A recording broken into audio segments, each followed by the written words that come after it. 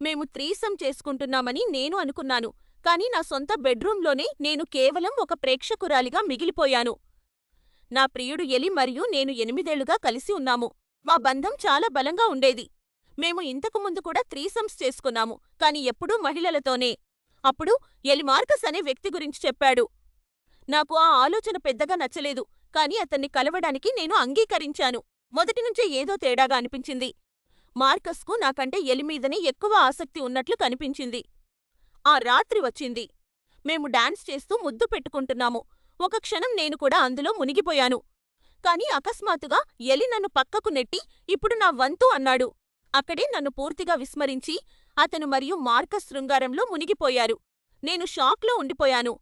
నా సొంత మంచం మీద వారు శబ్దాలు చేస్తుంటే నేను గంటల తరబడి షవర్ కింద గడిపాను. ఆ రాత్రి నేను సోఫా మీద పడుకున్నాను. మరుసటి రోజు ఉదయం వారికి చాలా ఆకలిగా ఉంది అని చెప్పి డోర్ డాష్లో ఫుడ్ ఆర్డర్ చేయమని అడిగే ధైర్యం కూడా వారికి వచ్చింది. నేను తీవ్రంగా గాయపడ్డాను, నమ్మకద్రోహానికి గురయ్యాను. చివరకు నేను ఎలిని నిలదీసినప్పుడు నిజం బయటపడింది. అతనికి పురుషుల పట్ల ఆకర్షణ ఉందని అతనికి 3 ఏళ్ల క్రితమే తెలుసు.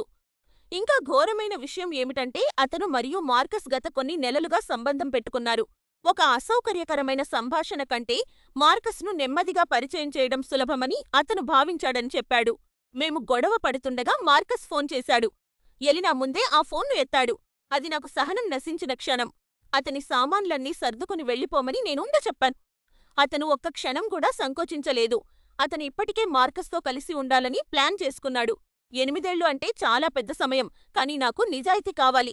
మా బంధం అధికారికంగా ముగిసింది మరియు చాలా కాలం తర్వాత మొదటిసారిగా నేను స్వేచ్ఛగా ఉన్నట్లు అనిపిస్తోంది.